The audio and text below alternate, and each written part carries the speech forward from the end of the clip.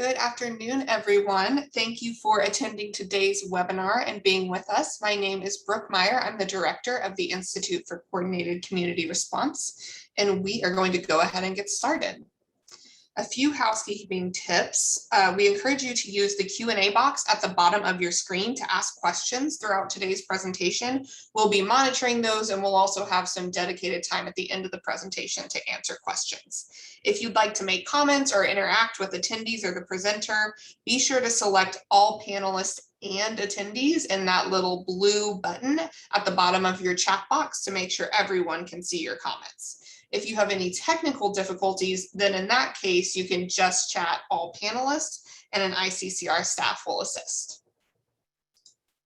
Before we begin, let's start with a little bit of background on the Institute for Coordinated Community Response. Created in 2018 as a program of the Conference on Crimes Against Women, ICCR is a training and technical assistance program that works with rural communities to improve their systemic response to domestic violence.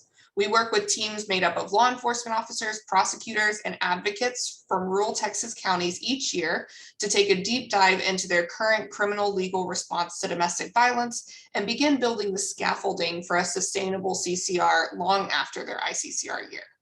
In addition, we host regular trainings like this one, both virtually and in person, to ensure that rural communities across the state and the US have access to the most relevant, cutting-edge training on domestic violence dynamics and collaborative solutions.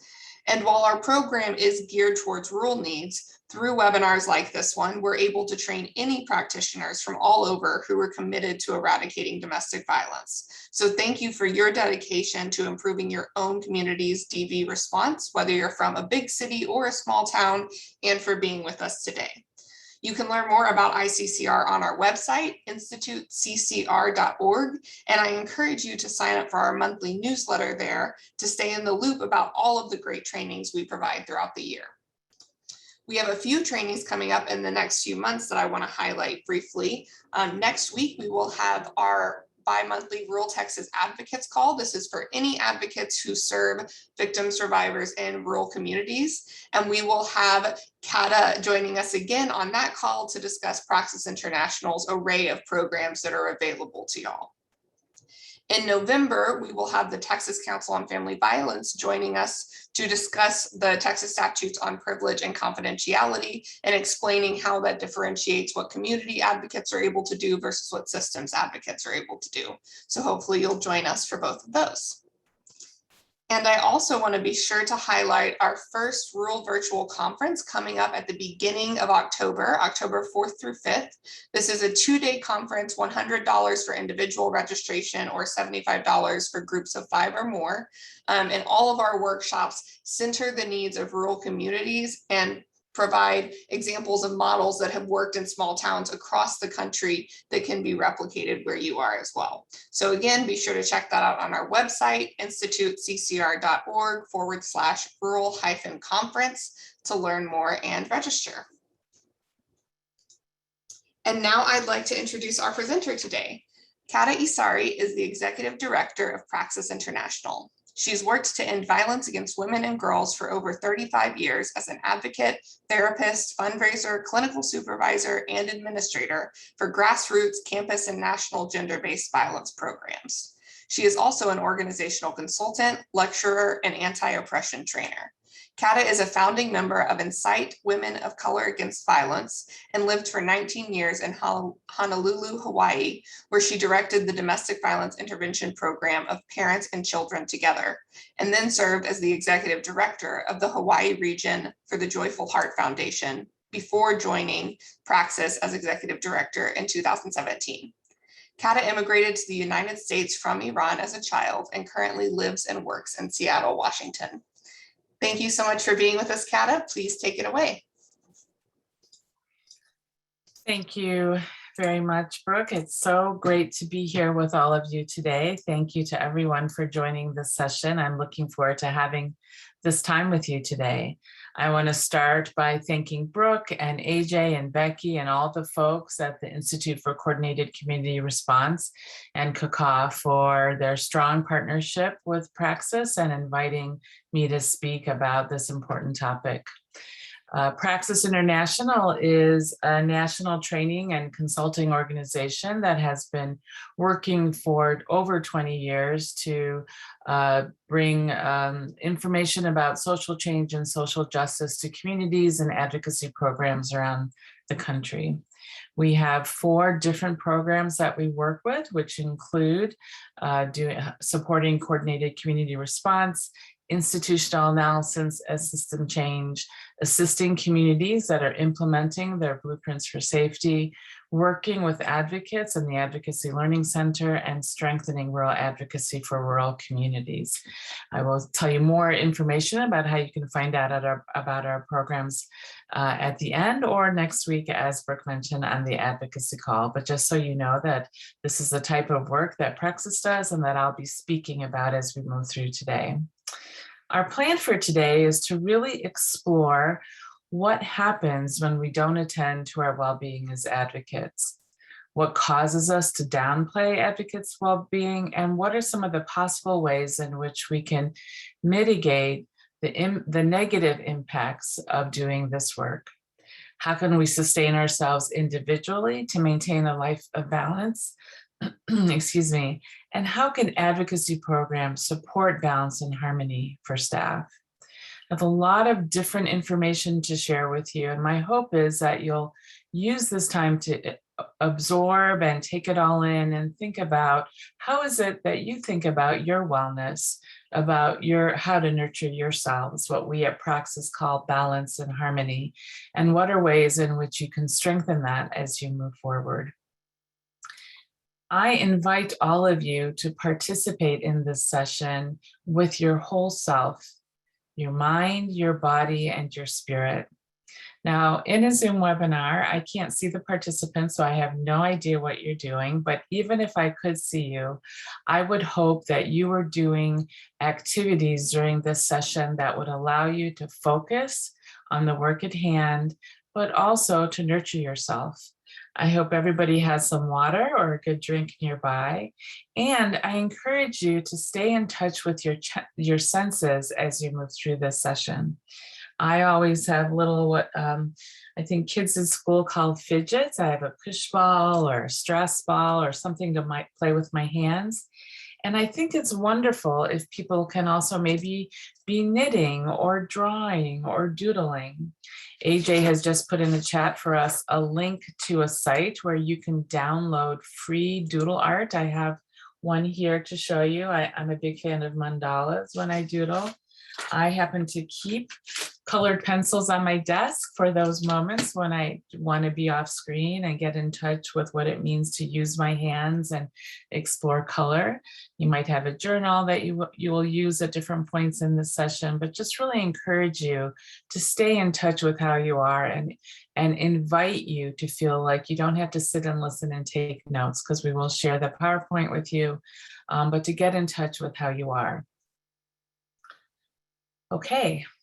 Another invitation is to find out a little bit about how you all are doing, since we aren't able to interact with you directly and we aren't able to be together in person, which of course would be the best way to spend time together. If you look at these pictures and then had to describe how you're doing today in terms of that picture, what would it be? Would it be a lush green setting and a river running through it, a beautiful, colorful waterfall at sunset, a cold lake and iceberg, a beautiful beach and warm tropical day, a drought-driven landscape, or a puddle on the side of the road? I see people responding. We're getting different, more and more than half of you responded, and we're seeing a range of responses coming in. But part of this conversation is to really take the time today to think about how you are. And we tend to ask each other that all the time when we greet each other. Hi, how are you? How's it going? But this is a time for you to reflect for yourself about how you're doing. So maybe we'll just give it about 30 more seconds to give everybody the opportunity to reflect and then pick which picture means the most to you. Of course, if no picture has a connection for you, it's okay not to respond. All right, so how about if we close the poll in 10 seconds, AJ. Thank you. Great. So it looks like we have quite a varied response. We have some people that are in those lush landscapes of A and B. Some are in the tropics, which is wonderful and warm. But we also have a lot of people that are either dried up right now or too hot or feeling like a puddle on the side of the road. So maybe not in the best place. Thank you all for sharing about how you are. And I hope that our conversation today will only further give you the opportunity to think about those of you that are maybe not in the best place today, how that you can improve that. And for those of you that are in a good place, how you can sustain that. With that, I have another invitation for you, which is to welcome stillness into yourself as you contemplate what it is that brought you to this conversation today. What it is that you're hoping to get out of this webinar, what it is that your wellness and your well-being means to you, and what it means for you to do this work. As you look at that picture, I'm going to invite you to do a simple guided imagery with me, which is to take some slow and even breaths to breathe in and breathe out. And as you breathe in calm and relaxation, and breathe out all the busyness of your day, all that you've done before you got here, all that you have to do after. Reassure all that work and demands that you'll get back to it, but just welcome in with each breath in the stillness and push out the busyness and stress and distractions.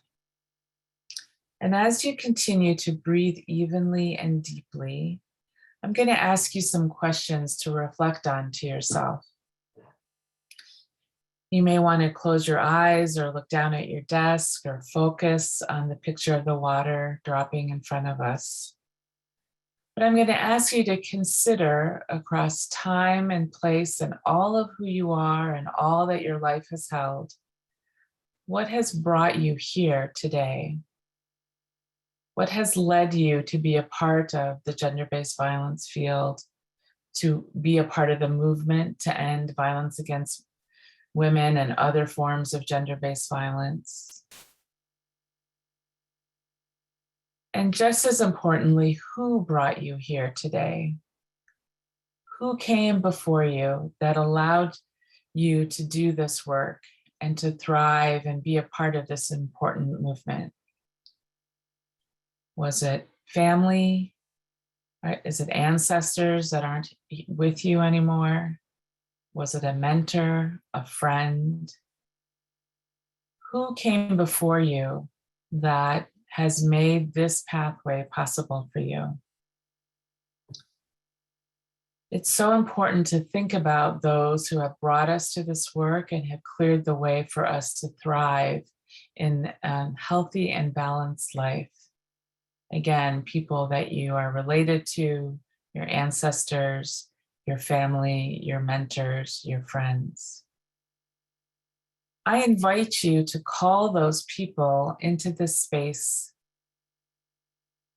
Call them here to witness your taking the steps to nurture yourself and learn more about how to nurture yourself and others. Call them here to show how they support you and they embrace you. You may think about the people that will come after you, the future generations that may be part of why you dedicate yourself to this work. So I invite you to call them in too. Take a moment and write their names down or draw an image that reminds you of them. But embrace yourself in the love of those who come before you and those who come after you in this important work.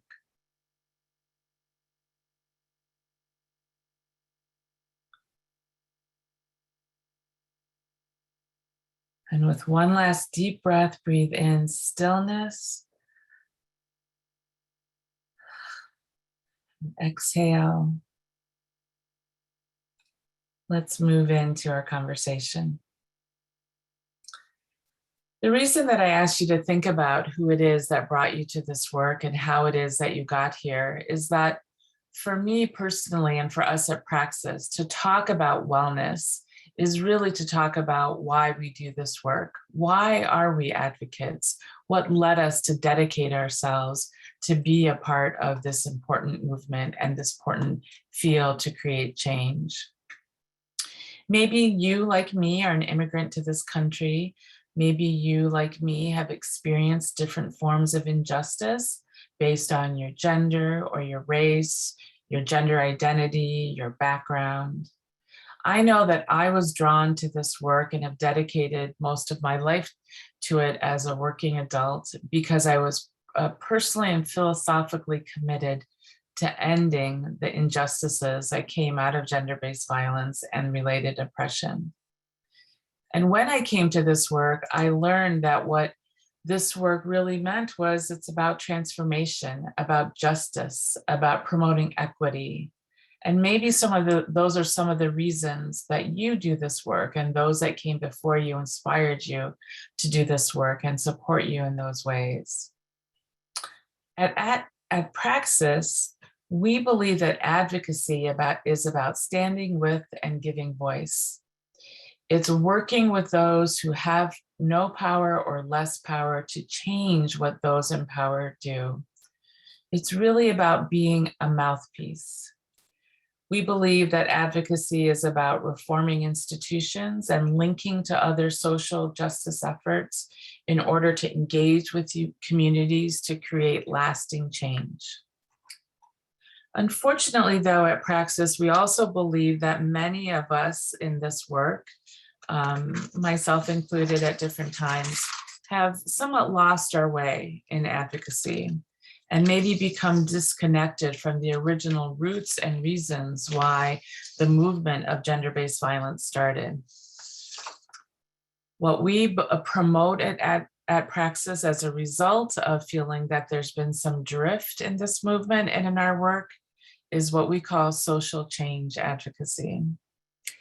And although we're here to talk about wellness, the reason I start by talking with you about social change and social change advocacy is because at Praxis and for myself personally, we believe that our wellness is intricately connected to our work as advocates and particular social change advocates. At Praxis, we embrace many different types of social change advocacy, as you see on the diagram before you, working with individual survivors to help clear paths and obstacles in their way, working to reform institutions, and working with community to change the conditions that lead to gender-based violence happening. We believe that social change is a long-term disruption of the status quo that creates transformation of society to correct the injustices, not just from gender-based violence, but also from other forms of oppression, racism, colonization, heterosexism, classism. Social justice work, which is what we commit ourselves to at Praxis, seeks structural change that increases opportunity for those who are least well off. And we believe that part of social justice work is making sure that we are healthy and whole as we do that work. We fundamentally approach all of our work recognizing that gender-based violence is a tool that maintains gender oppression and intersects and maintains other forms of oppression. And we believe that the way to stop that gender-based violence is through collective action with survivors and others who are most harmed by that oppression, and coming together with communities to challenge all that tries to oppress and separate and divide. We are very influenced by the work and the words of Archbishop Desmond Tutu, who, if you aren't familiar with his work, he was a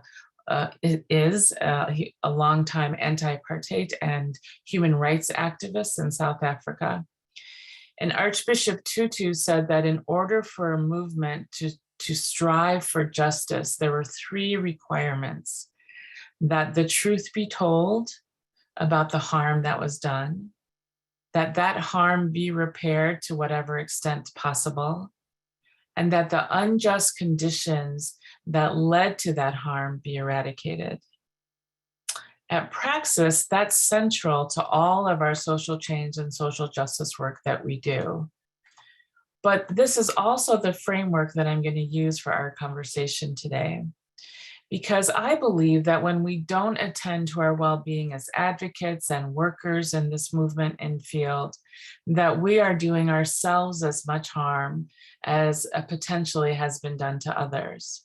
In particular, I call on everyone here who is a manager or a director or a supervisor to recognize that all of us, and I'm a manager myself, have a heightened responsibility to address the well-being and balance and harmony of all of the advocates that we work with, not just survivors and communities, but advocates as well. So I'm going to use Archbishop Tutu's words as a framework for our conversation and start by asking the important question, what happens when we don't attend to our well-being as advocates? This is part of telling the truth, recognizing that there is an impact on all of us who do this work that all too often we don't acknowledge or address. I started in this work, as Brooke said, I guess 35 years ago, and no one ever talked to me about what it was like to do this work. No one ever told me the importance of nurturing myself so that I could support and nurture survivors and communities. So in addition to working to end gender-based violence and other forms of oppression, one of my life goals is to really make sure that everyone else who does this work does have those conversations, and that we engage with each other about telling the truth about what happens and thinking together about how we can eradicate the conditions that lead to our not being well. I have worked with advocates all around the country for many years, asking them this question: what happens when we don't attend to our well-being as advocates? In a few minutes, I'll show you the outcome of an informal survey that I did with probably well over 1,000 advocates. But this is what I've heard when I've talked to advocates. And I would imagine that many of the words that are on this word cloud may be familiar to how you have felt at different times, if not you're feeling now. Tired, bored, drained, exhausted, stressed, can't sleep, depressed, feeling chronically let down or chronically not well. That's what I've heard from so many different advocates over the years. And part of this conversation is to think about how we could do that differently so that we don't have this as a part of the work that we do. In talking to advocates over the years, I have come to develop this phrase, advocate fatigue, that is really an outgrowth of all the work that's been done about compassion fatigue and vicarious trauma that many, many folks, not just in this field, but others have been doing. I think it's really important that we acknowledge that there's a very specific impact of doing the work of gender-based violence. It is similar to compassion fatigue and vicarious trauma and burnout, but it's different because it's about this very challenging, very difficult work that we do. So I define advocate fatigue as the normal expression of tiredness and stress resulting from little to no attention to our own well-being by our organizations and by ourselves in the context of social injustice, which is expressed through the lack of resources, lack of value, and limited power that we often have as advocates and advocacy programs.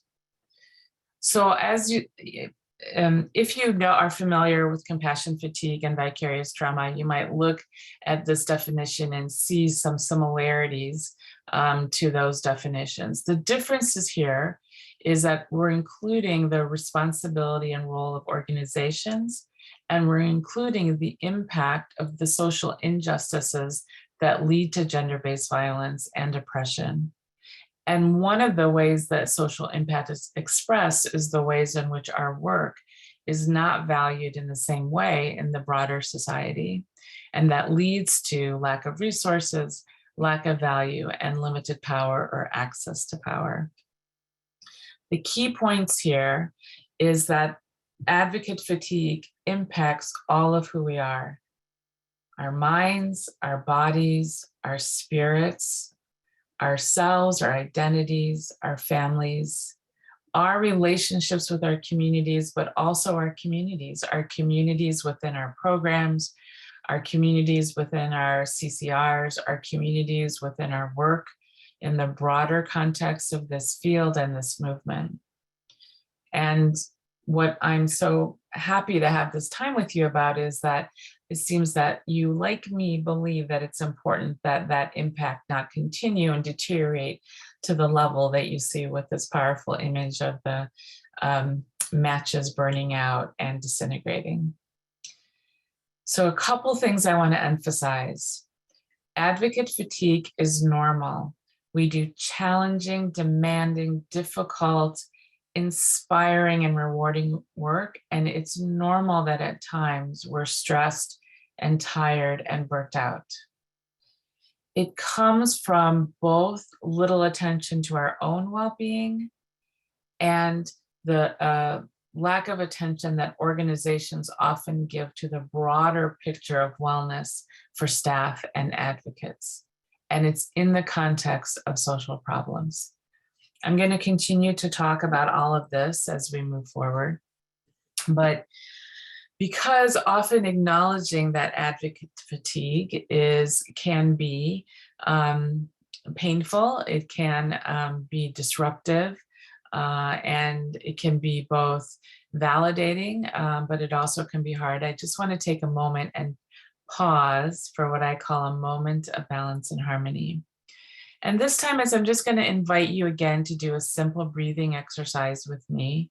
What medical science and other and cultural practices from time immemorial tell us is focused breathing is so important to our overall health and well-being.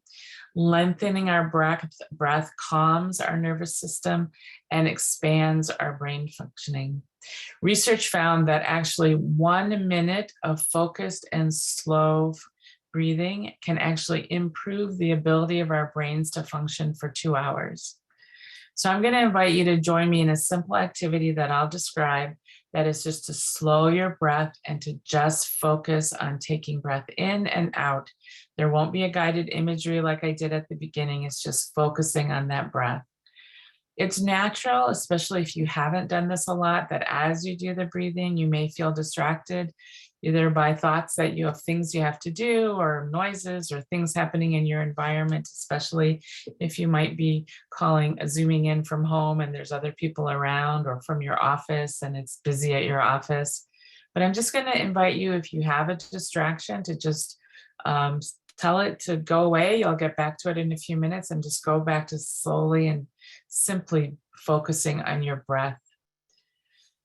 So if you get as comfortable as you can, feel free. Of course, we don't see you. So if you want to lie on the ground or stand up, whatever is comfortable for you, that will allow you to physically center yourself. And focused breathing is about first fully exhaling so that you can have your lungs able to take breath in, and then to gradually take the breath in and breath out. I typically do it for a count of 5, and then pause at the top of the breath for 2, and then out for a count of 5. But I'll leave that up to you. I'll walk you through 1 breath, and then I'm just going to invite you that we have silence and everyone just focuses on breathing for just 1 minute. So first, get comfortable. Exhale. And then breathe in, 2, 3, 4, 5. Hold, 2, and out, 2, 3, 4, 5. So I'll give you 1 minute.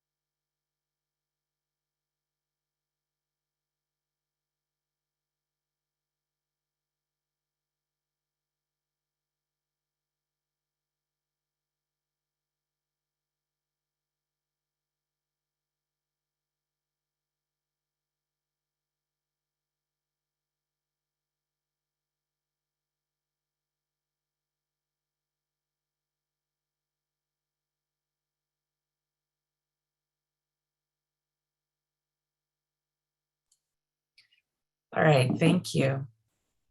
It might be a good moment to take a sip of water. I'm going to invite your attention back to the intellectual part of this conversation, which is to look more closely at advocate fatigue.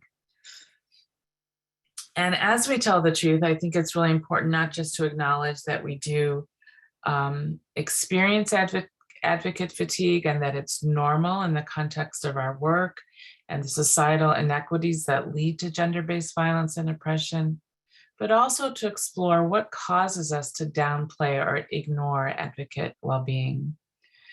As I said, I believe that we do this to ourselves, but also our organizations, and this movement tends to do it. How many times have we gone that extra mile for a survivor? How many times have we taken a double shift on the crisis line? How many times have we put off our vacation or worked longer hours just to make sure that the work got done and survivors were served? It's so important and so wonderful that people feel that level of commitment and engagement, but often the ones who pay the price are ourselves.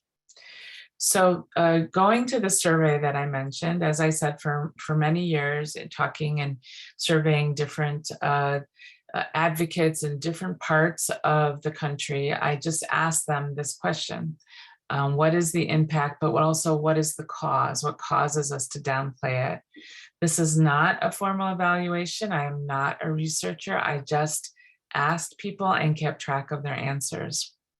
And their answers may not surprise you. I'm going to ask you to reflect about how these different answers relate to you and any advocate fatigue that you may feel. But they came down to several different categories. First was the volume of work, that a source of fatigue was too much work, too little time, too many demands, too much staff turnover. People often describe feeling like they were hamsters on a wheel or operating at warp speed, moving too fast, always never being able to catch up, always feeling overloaded. I would imagine that's not surprising for many of you. So the volume of work was one major area. The second was the lack of resources. And this was really the insufficient resources for the volume that staff were, advocates were required to do. So that either meant not having enough staff, not having enough time to get the work done, which usually is connected to not enough staff, not having enough time away, not enough breaks, working too many hours, not enough vacation. Some people talked about having insufficient benefits, literally vacation, sick leave, etc. Low salaries, which certainly speaks to the value of people and the work, and all the uncertainties that funding brings with it, and how that would create limited resources and connect to the staff turnover and the being chronically understaffed and overworked. Another category was lack of organizational support and communication. I heard from many, many, many advocates about not enough information sharing in the organizations where they worked, limited access to supervisors who were themselves overwhelmed, managers or heads of organizations not being responsive, not being supportive, not being aware of the day-to-day challenges of advocates, too many rules, ineffective leadership, and sadly, way too many stories about toxic leadership that was very antagonistic or stressful with that for advocates. Another area is lack of control and power. Now, this was what I heard from advocates was really about their ability to control circumstances that influence their work, influence survivors, influence communities, not being able to control how systems responded, not being able to control community attitudes and perspectives towards survivors and gender-based violence, feeling a limited ability to impact the root causes of oppression and gender-based violence, and a lot about feeling limited control or influence or say in how organizations operated, which of course connects to the category above as well. And then the last two categories was limited staff connection. This usually came from feeling a lot of loss and sadness about staff turnover, having limited organizational structures that supported staff connecting to one another, and a lot about uncertainties in leadership and the ability to rely on leadership who, again, advocates find are as overworked and stretched thin as they are. And then this last piece of lack of value. Some of it was not feeling valued in the organization that was reflected by salaries or benefits or how people were treated or how well people were informed about what was happening in the organization, the level of transparency. But also it's about the ways in which this movement and the issues that we focus on are devalued in the world around us, in the United States, in our communities, that social justice work is in general devalued, or maybe less so lately, but certainly in general, and that advocates in particular tend to be devalued, excuse me, or not visible. Now, I did most of these surveys, excuse me, before the pandemic, and before all the attention to essential workers. But I've had a lot of conversations with advocates in the months since the pandemic started and the civil unrest that led to community mobilization and uprising. And I continue to hear this piece of how advocates have been left out of the conversation about essential workers. Yet advocates had to keep working to support survivors, whether or not the pandemic was happening or not. And the creativity and resilience and strength of advocates as a part of essential workers in our country have been undervalued and certainly ignored. So just to acknowledge that these are still present day categories or realities for advocates.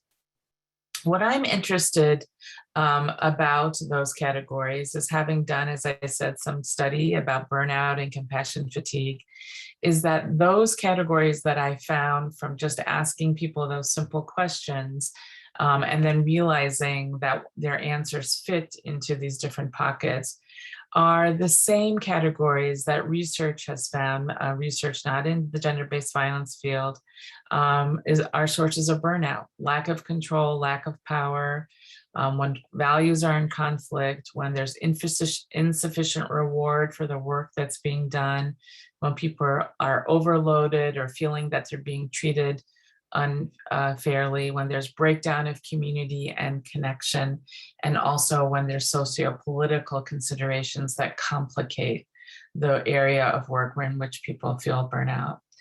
So that doesn't make what advocates have told me over the years any more valid, but I do think it's interesting to acknowledge and recognize in this discussion and attention to advocate fatigue that it is not just something that is real and normal, but it is something that is reflected in medical and other research as a form and source of burnout.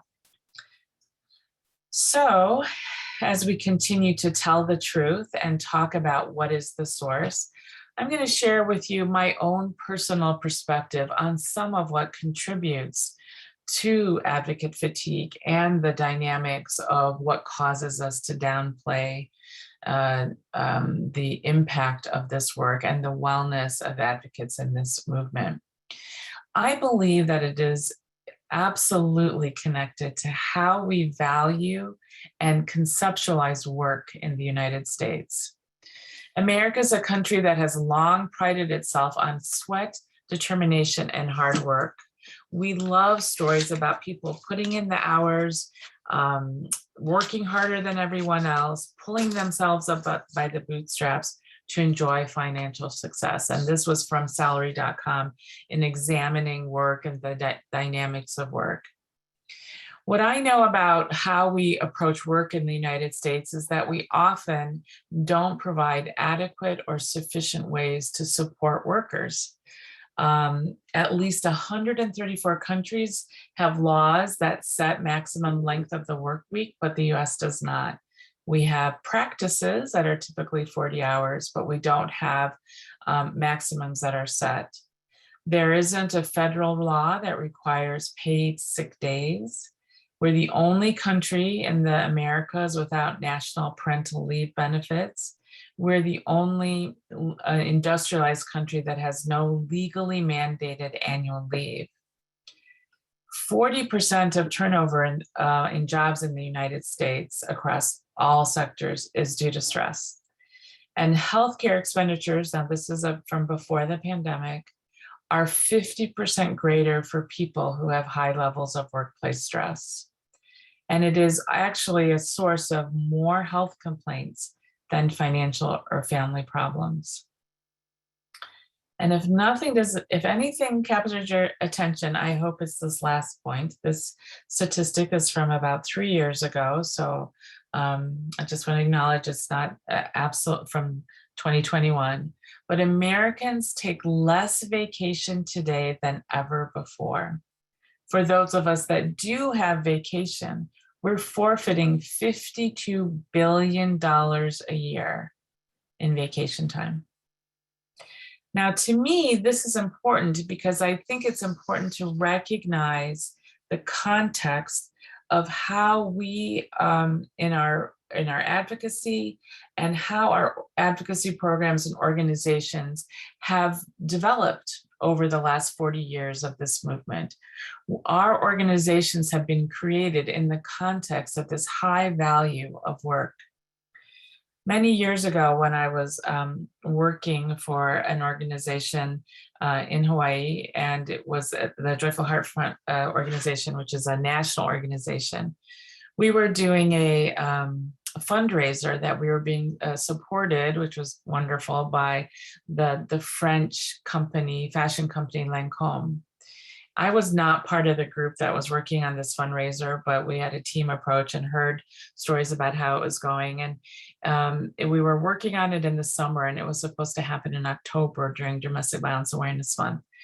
And suddenly the team that was working on the project started to share that they weren't getting any answers to their emails, and that the phone calls to the office, this was as I said before the pandemic, the telephone calls either weren't being answered or messages that were left were not being returned. And there was a lot of frustration and anxiety amongst the folks that were working on this fundraising project because they couldn't figure out why people weren't responding to them. Finally, one of the staff who had the cell number of one of the staff working on the project reached out to that person just to say, hey, what's going on? Why aren't you answering us? And although the office that we were working with was based in New York City, Lancôme is a French company, and France, like many countries in Europe and other parts of the world, will shut down for a portion of the summer to encourage people to take leave. And Lancôme shuts down for a month in August. All their staff are on vacation and away from work. And the New York subsidiary does it just as much as the European workers do. And the reason we couldn't reach them is that they were on vacation for a month. This was such a startling experience for all of us who worked in an organization that actually talked to people quite regularly about how to be well and whole in the workplace. And for me, who had at that point been thinking and talking about this issue for 20 years, it was remarkable to recognize the extent to which many other countries and cultures embrace work, but they also embrace rest and time away from work. I think this has a lot to do with advocate fatigue, and I hope that you will join me in thinking about the paradigm of work and the concept of work in the United States. And my strongest wish is that all of us can work together to change that, so that all of us as workers are taking all the vacation that we get, that all workers get vacation, and that we recognize that we have a responsibility to nurture each other and ourselves in our work. So to summarize, advocate fatigue is normal. For those of you that were at the dried up drought or the puddle by the side of the road, either today when we did the poll or may have felt that way at other times, just recognize that that's a natural and normal part of being in this work. And secondly, that we have to do something about it. And that is not just about ourselves and our organizations, which is what I'll go into next, but also about how we support advocates, advocacy programs, and workers in the United States. So I'm interested in hearing from you as you've taken all this in, what might contribute to your sense of advocacy fatigue. So AJ is going to bring up another poll. I put up here on the screen the categories that I heard from the advocates. And if you could just say, if you do now or have ever experienced any form of burnout or advocate fatigue, what is it that you feel has mostly contributed to that? And it could be you would answer in all these areas. Certainly when I asked people, they gave more than one answer. Is it the volume of work? Is it the lack of resources to do your work? Is it funding issues? Is it lack of organizational support?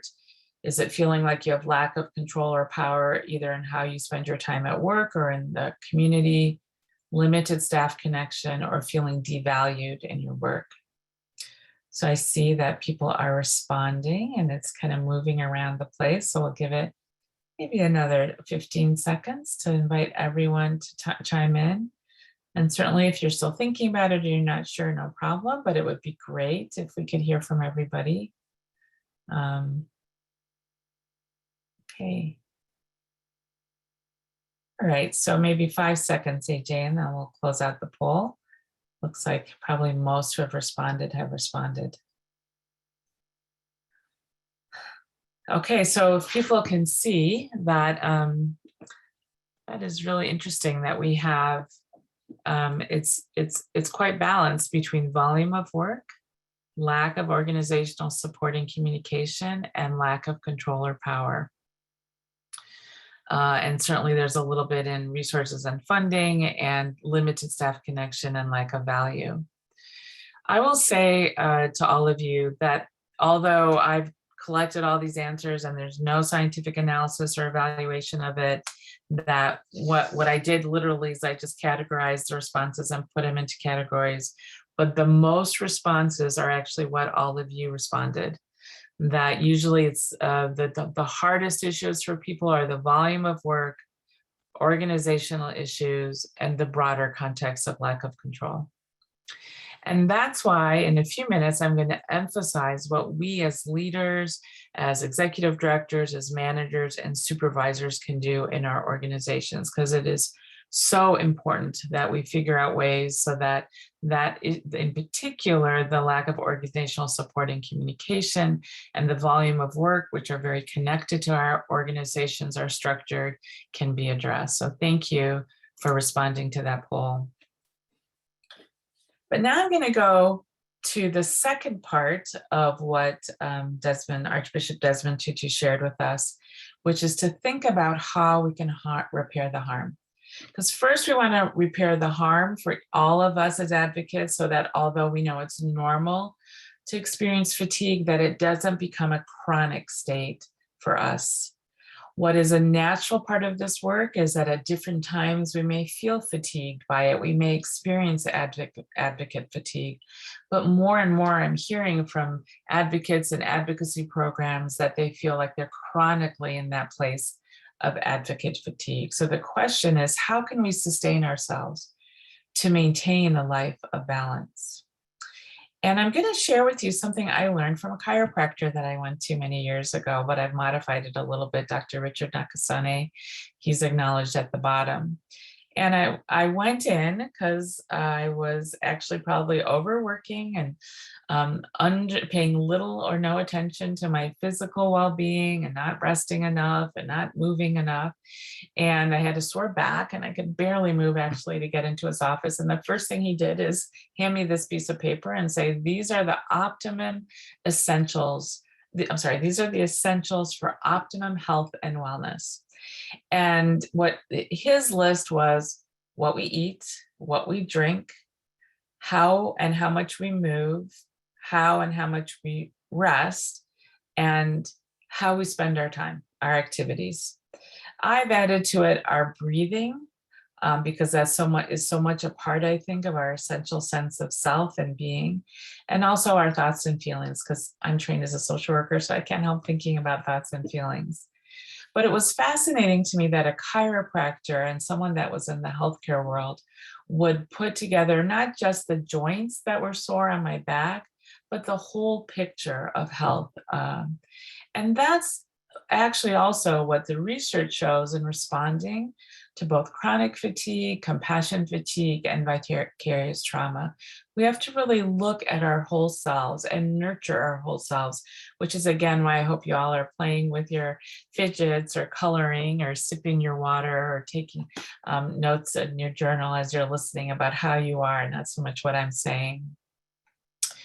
What I've learned from advocates and in my own work to try to create a more balanced and harmonious approach to my work, as well as my work and my life outside of work, is that it's very important to build our resilience.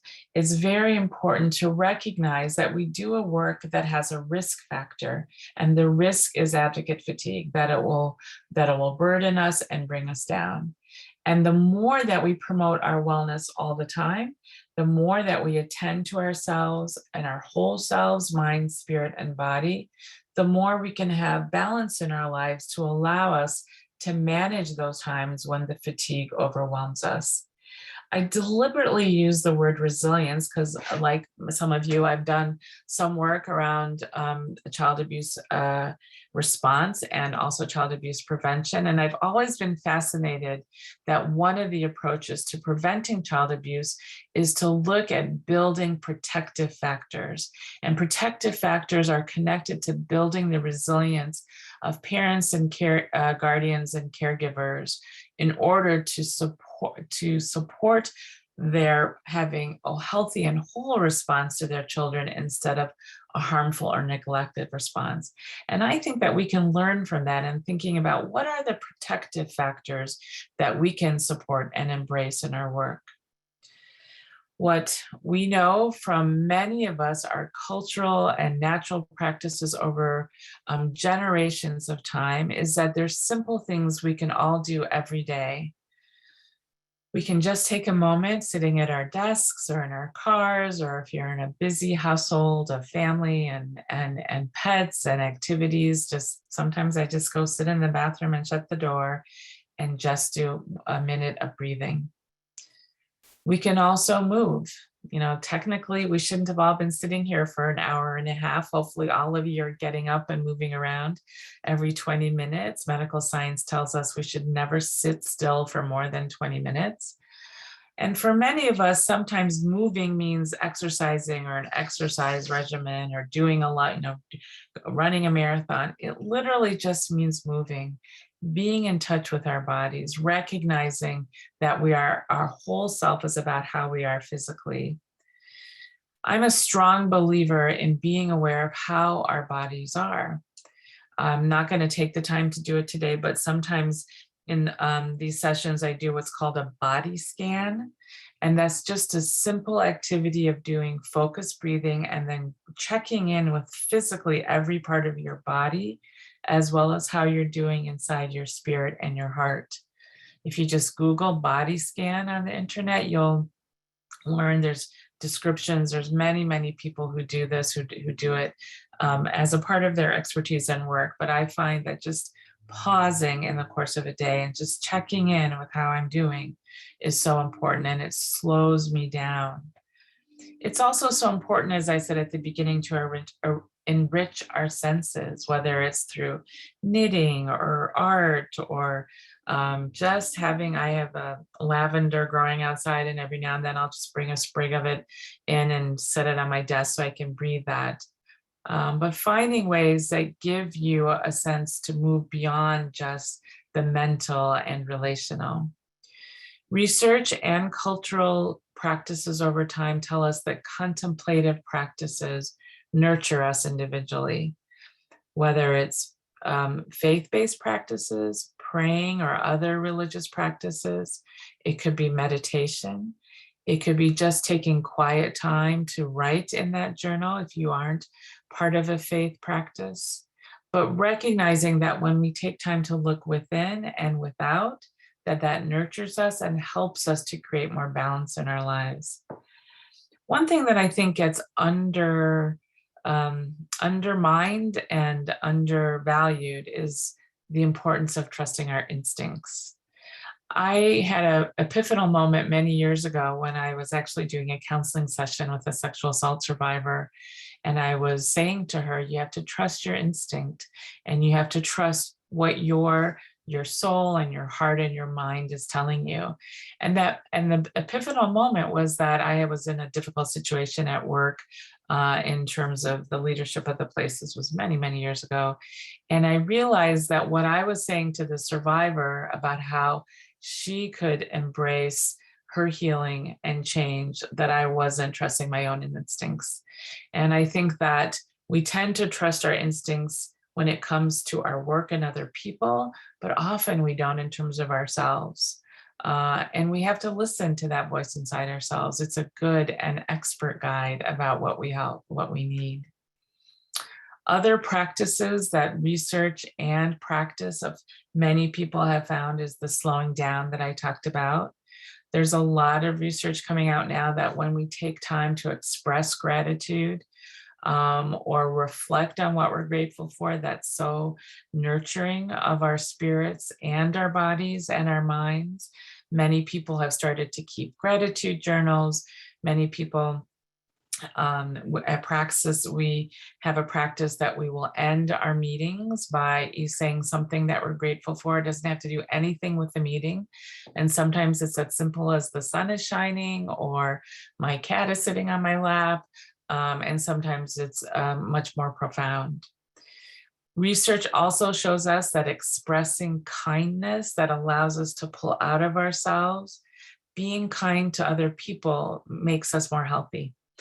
I would imagine that all of you out there are very kind and giving people, otherwise you wouldn't do this work. But it's so interesting to know that medical science is catching up what many of us have been taught in our families and communities and cultures, which is the importance of kindness, the importance of connection and sharing our stories and making ourselves visible with each other can't be downplayed. We know how important that is. I just recently heard a story on NPR in terms of how people are managing the pandemic and Zoom fatigue and the strain of working remotely. And someone had done research since the beginning of the pandemic and found that having in-person time connecting with people helps people be healthier, helps people work better, increases productivity, they sleep better, and they even saw results of people losing weight, having less stress-related illnesses, being in a better mood. And it was just the act of being in person with people. It wasn't good in-person connection. It wasn't necessarily fun in-person connection, but it really spoke to what a tremendous loss we've all experienced by not being able to be physically around people. And now, as we have the opportunities to do that safely, how important that it is to find that where we can. The last piece in thinking about individuals that I really want to challenge you all to think about, and it's a good lead-in but to talk about organizations, is the importance of taking action. There's two parts of this that I want to encourage you to think about. One is to start somewhere, just any simple thing that you do to help nurture yourself is taking action. So if it's just that you came to this session today, if it's just that you get yourself a fidget and you play with it when you're sitting in a meeting, if it's just stepping outside for 5 minutes, you don't have to start exercising every day or start sleeping 8 hours a night, which is what we're all supposed to sleep as adults in order to be healthy. You don't have to start eating well all the time, but just start somewhere. And just try to embrace simple practices, one at a time or just one, and start to then pay attention to how that feels inside of you and what happens. I read about a study several months ago that was done in England where they found that people who spent 2 hours a week in open spaces outside, so open spaces not being your yard or your street, but a park, the countryside, which for those of us in rural communities isn't that difficult to do, being near the ocean, being in a forest, being in a meadow that didn't have buildings around it, that being in open spaces for 2 hours not only improves people's health, but improve people's longevity. So I've made the commitment, I can't commit to 2 hours, but I've made the commitment to make sure I go outside for at least 10 minutes every day. And on the weekends, I try to get it up to an hour. And that outside is to go somewhere away from my house, which is where I work, and to really just take the action of being in an open space. Because I also know that, like some of the pictures you see on the screen really fills me up, but it's going to be different for each one of you. The other part of taking action is to recognize, and this goes back to recognizing and acknowledging that nurturing ourselves is a part of our social change advocacy. When we are chronically exhausted, stressed, not functioning at our optimum health and wellness, out of balance, we are not going to be able to help survivors in the ways that they deserve. We are not going to be able to engage constructively with institutions to reform them. And we are not going to be able to work in our communities to address the root causes of gender-based violence and oppression. It's been a lifelong struggle for me to really center that my well-being is as important as the well-being of my coworkers, of survivors, my family, my child, and everyone I love and embrace in my life. So this isn't something I encourage you to, I don't expect that all of us will do in a moment. It's a lifelong journey, as I said.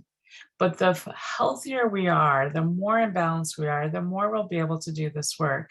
It's both practical and philosophical. And part of this work is taking action to advocate and taking action to create change. So to recognize that those two pieces are very linked. If we're not repairing the harm, as Desmond Tutu tells us, then we're not striving for justice. And the harm that's done to us is as important as repairing the harm that's done to survivors and communities through gender-based violence and oppression. Okay, so that was a lot of talking. I'm going to now invite you to do some moving with me. I'm going to do with you and lead you in it. And if you don't do it, no problem, because I can't see you. But it is a fun little activity that we love to do with audiences, which is something called the social justice stretch. This is something that we at Praxis have modified from a colleague and fellow activist in this work, Elsa Rios, who's based in New York City, but works around the country with organizations. And this is really an acknowledgement of that piece of taking action, of social justice work, being about nurturing ourselves, nurturing others, about trusting our instincts, about taking action that honors our past and celebrates our present, and supports and builds for a positive future. It's really about centering our experience in our communities and our programs where we live, the broader communities that we're connected to, listening to ourselves, listening to survivors and communities, giving voice to our experience and the experience of others who have been oppressed, and making that visible, making your experience as an advocate visible so that it can be celebrated, so that you can get the support you deserve and that is your right, of working in connection and coalition with each other, and of really celebrating what we do from a place of love and working for that justice. So I'm not going to ask you to pose in any of these ways that you see on the screen. I'm going to go off share for a moment and invite you to stand up. If you can see me while you stand, it'll be a little easier, but not necessary. And to stand if you can with your feet firmly planted on the ground. Shake out a little bit as you stand up. If I've been sitting way too long, as I said. And just to start by nurturing yourselves and taking a sip of water.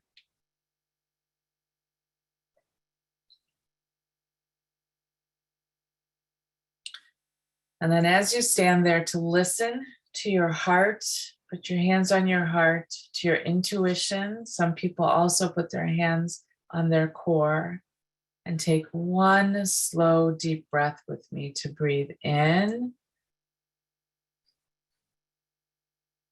and out.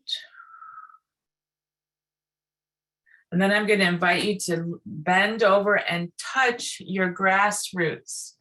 Bend down as low as you can to touch the grassroots that support our work. And then take a breath and reach back to bring back the history and support of the past into the future with your right arm.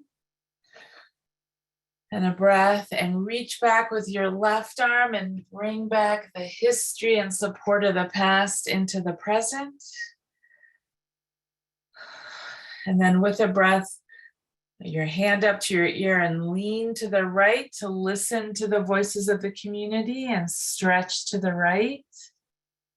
And then come back center and put your hand up to your left ear and lean to the left with your leg and stretch out and listen to the voices of community.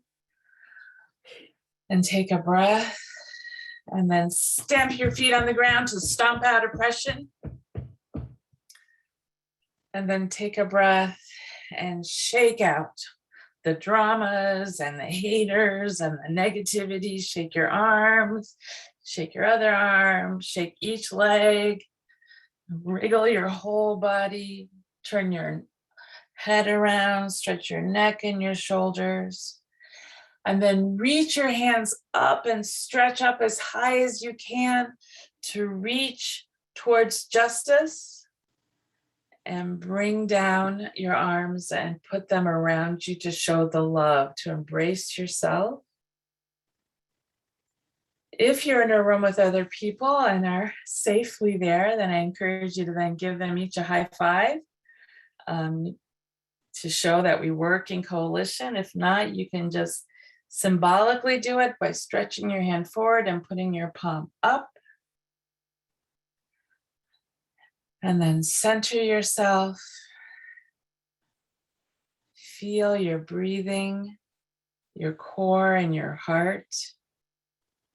And let's clap in a big circle to celebrate our successes and ourselves.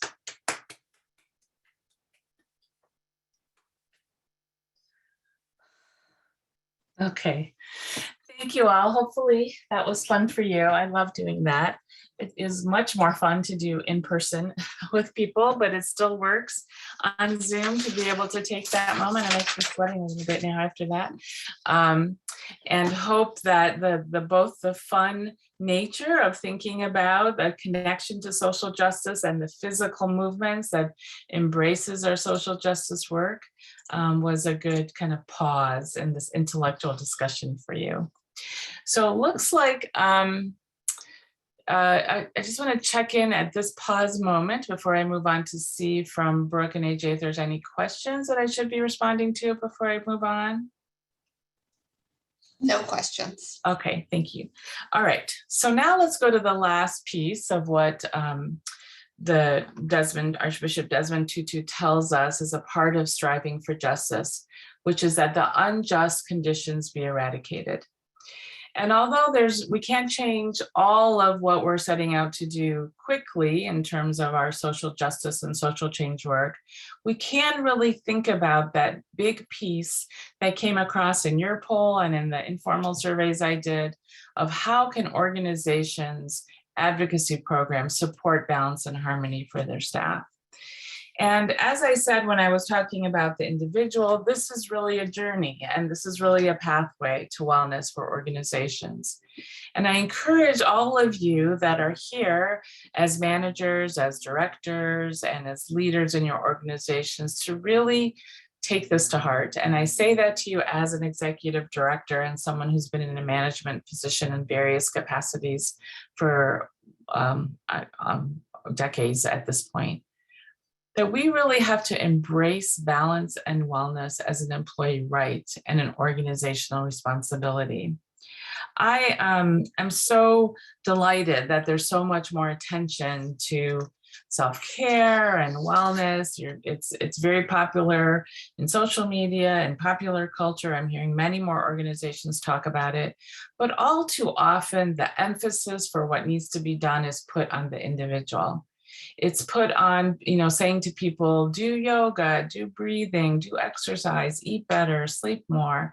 All of those things are important and wonderful. But when we work in an environment that's not supportive, when we have too much work to do for too little reward, when we work in a community or a society that devalues us, all the yoga in the world, all the bubble baths in the world are not going to create wellness for people. What's important that we take our responsibility as leaders to recognize that we have to sustain the balance and the wellness of our staff, and that the more we do that, the more whole and healthy not only are our staff, but our organizations. So balance and wellness should be a built-in, not an add-on. And sometimes when I talk to managers about this, I hear very wonderful stories about people, having a potluck or going to, happy hour together after work, before the pandemic, obviously, or, even during the pandemic, taking time to just connect with each other on Zoom. Those are all wonderful, but that's not enough. I'll be very honest with you. It's really important that organizations articulate and put in practice a clear value and philosophy about valuing the health and wellness of their employees. And that means recognizing that balance, which is for me really the functional word, as it said in the title of this session, balance and harmony is essential within the workplace, across the organization, and as well as it is from the workplace to the individual's life outside of work. So it's about balance in work and balance between work and life. There are a lot of ways that organizations can use balance and wellness as a lens to examine your program and to address the risk factors. It is, Praxis actually has an approach to examining institutions that we're starting to apply to organizations by getting organizations to reflect on what are their rules, what are their administrative practices, how are they structured to support staff's well-being or to support social change advocacy? How do they conceive of their staff? Do you think it's the job of staff just to work and get the job done? Or do you think that part of your job as an organization is to embrace the health and well-being of your staff and employees, as well as the survivors and program participants that come to your organization? And again, I challenge you to be honest with yourself and honest with each other about this. We certainly know what the risk factors are. We certainly know long hours, being understaffed, being underpaid, working, supporting a survivor that has a particularly challenging case, or working with those who have harmed who are particularly resistant to that process. So there's many risk factors that we can look at, but also part of this is looking at what are the protective factors that counter that. When I ran a domestic violence program just a few years before I came to Praxis, we had a crisis line that we had to operate. And I recognize that it's not so easy to say, how can you maintain everybody's well-being when you have a 24-hour crisis line and limited staff and funds to pay staff to be on there? What we did, though, because we were really trying to embrace this concept of wellness, was that we made sure that everyone who was scheduled to be on the crisis line had a backup scheduled. And what that meant was that the backup person was available to take over if the original crisis line worker was sick or was unexpectedly out, or was just tired from having taken a difficult call, or is feeling overwhelmed by either personal life or experiences at work, such as maybe having to go to court with a survivor in the morning and then having crisis line shift in the afternoon, and the court didn't go well and was really challenging. And it seems like it ended up taking more staff time, but actually it didn't, because the first thing I'll tell you as a manager is when you create these mechanisms and organizations that promote staff well-being, that right there, you'll see people's shoulders start to drop. You'll see people engage in the work in a different way, because there's a strong message there that you are valuable. Not just do I appreciate you and tell you that, but I'm going to structure this organization that shows your well-being is valuable to me and to the board and to the organization as a whole. So we actually have people not take advantage of that backup person very often, but just having that backup there on the crisis line made a huge difference. And when people did need it, because they took a hard call or they had a hard case to deal with in another situation, or they had a stressful thing happen in their life, it was hugely important. So that's just one example of ways in which you can institute sustainable organizational practices. I was early in my career, worked at organizations that spent a lot of time literally looking at how much time it took to do each aspect of my job description, and everyone's job description, not just me, and thinking about how much time each type of work took, and then how much time I had to do things like be in meetings and read email and be supervised. This was before I was a manager, and then add that up and see if that added up to, at the time, 40 hours is what I worked, a 40-hour work week. And that was really one way in which organizations can think about and support workload, so that workload is manageable. And what we did in that organization is we had a formula for how much you would do in each area of work so that it would add up to 40 hours. And if one of those areas went beyond what we had anticipated, then that allowed us to decrease in another area, so we wouldn't be expected to overwork more than that 40 hours or carry loads that were unrealistic to get done. That's a huge way in which organizations can address both volume of work and support of staff. There's a lot of research and experience about the importance of debriefing difficult situations, whether it's you've gone to court and it was hard, or you talked to a survivor that experienced something that was particularly impacted the advocate in terms of hearing about that. But providing mechanisms to be able to share about how the work impacts us, about how people are doing, to step back from it as we can.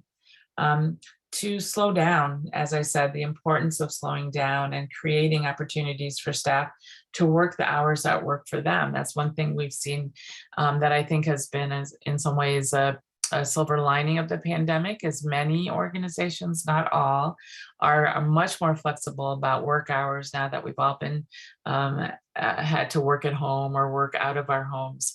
And that's been important in terms of managing the challenges of this pandemic, but it could be a practice that could be continued. Sometimes when we are in an office together, we don't pay enough attention to the physical environment. When the domestic violence organization I'm talking about, when I first started working there, we were working in an old house, literally a 2-story house that the bathroom and the upstairs with the ceiling was falling through the ceiling to the room underneath. We had rats in the building, the walls were peeling off. And people joked about it. I made the best of it, but it was so clear that it was a physical environment that was taking a toll on people's morale and well-being. And it took a year and a half, but we found another place to move that we could afford within the limitations of our funding. And it wasn't honestly a beautiful place to move to. It was a renovated warehouse, and there was just kind of like, what do you call it? Particle board walls. But the fact that we were able to move out of that place and move into a place that we could create the visuals and the physical environment that we were comfortable with. We had people donate furniture and help paint walls and bring in beautiful photographs, and different businesses donated artwork, made such a huge difference. And I would imagine many of you have places that you've created in that way, but just to know how important that is. And then also the importance of taking time away. There are a lot of great ideas that people have. I wasn't meaning in any way to downplay earlier when I said I hear a lot about people doing potlucks or doing a fun activity for the staff or celebrating birthdays. That's important to celebrate and embrace the fun, to give people adequate vacation and sick time so that they are able to be away, to create workloads that allow them to take that vacation time, and also to create time away together. I worked at a place where we had something called Magical Mystery Tour, and every quarter we had different teams that worked in that organization of usually anywhere from 4 to 8 people. And every quarter, one team got to take a Friday and go do whatever they wanted all day long on work time. They had to pay for themselves if there was a cost associated with it. But the expectation was just that they would go and have fun. People used to go to the beach together. They used to go to movies together. They would go to someone's house and do scrapbooking. I remember one team that was very creative, but just having that time away that was a part of an organizational practice, not an add-on, was so essential. And then similarly, that piece of taking action to change the conditions that lead to gender-based violence to begin with. At Praxis, we support staff and up to 4 hours a week of volunteering or working in the community around some kind of social justice work, which may or may not be connected to gender-based violence work. That's an important part of our taking action as an organization to show our staff and other organizations that we are going to be a part of the broader efforts to end oppression across all movements, not gender-based violence. So that's just one example, and I imagine you all can come up with your own examples. Another important part of eradicating the conditions, speaking of taking action, and I see a question may have popped up, so I'll go back to that in just a moment, is to work in the community to address the social inequities that lead to gender-based violence. Wouldn't it be wonderful if we could work ourselves out of a job? I think that really is the point of our work, but too often we get a little bit focused on being that hamster in the wheel. I invite you to work with me to change and challenge the dominant concept of work in the United States, to promote wellness and balance for all of us and all people, all essential workers, and our teachers and healthcare workers and garbage truck workers and delivery people. That is something all of us deserve and will make all of us better if those around us are better. That our liberation and our social justice work is bound up in our health and our sustainability. So really thinking about not just our organizations, but the broader context of the communities that we live and work in, and how we can work across communities across the United States. So in a moment, I'm going to take questions, but I'm just going to ask you to take a moment and pull out a piece of paper and write a message to yourself about your pathway. In front of you on this picture, you see 3 different paths. And there's many, many paths you could take to your wellness, to embracing your balance and harmony in a way that allows you to continue and thrive in your social justice work. But answering your question, this question of what's your commitment to yourself? What's your commitment to your advocacy? Those of you that are managers, what's your commitment to your staff and your organization? And for all of us, what is your commitment to your community in terms of maintaining wellness, promoting balance, and making sure that we're all healthy and whole? So I'm just going to pause for a moment, give you a moment to write, and then we'll do some questions.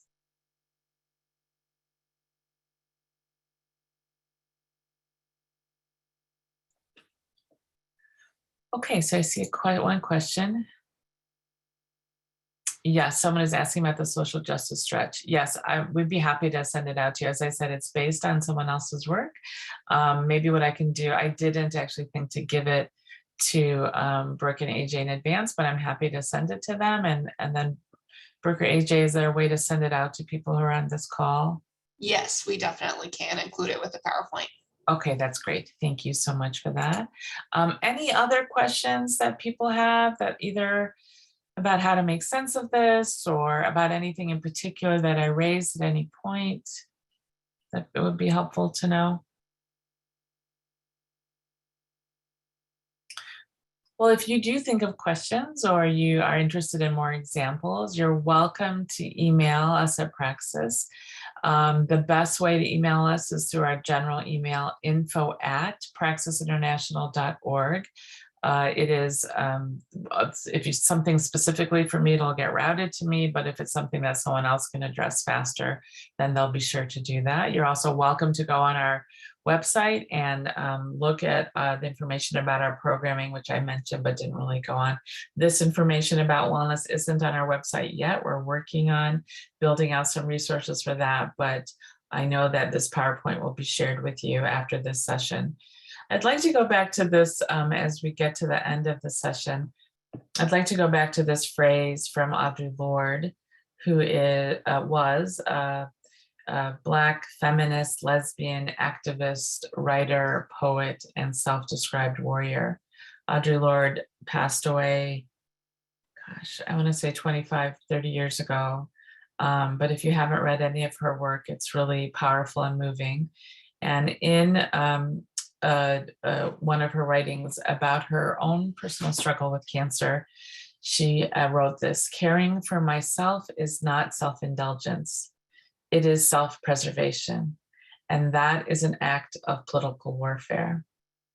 So to go back to where we started in terms of the importance of connecting our wellness to our social justice work, I feel that this statement from Audre Lorde says so powerfully that when we are strong and rested and healthy and well, that we are absolutely undefeatable in our ability to come together as communities, as advocates, to create change and to establish the more equitable conditions in our society that we deserve, that survivors deserve, and our communities deserve. So I hope that all of you will join me in that pathway to wellness through balance and harmony in our organizations and our personal lives.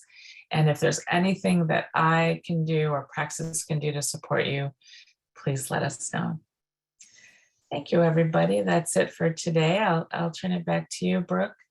Thank you so much, Kata, for giving us the space to take a breath, literally and figuratively today, and for sharing your own time and expertise with us. This was so helpful, and I think gave us a lot of good food for thought and different ways to reframe our work. Thank you, attendees, for being with us. Please watch your email for the webinar evaluation. Once you fill that out, you'll be able to get your training certificate, and we'll also be sending along the recording, the PowerPoint, and the script for that stretch within 24 hours too. Thank you all again. I hope y'all have a great evening. Thank you. Bye.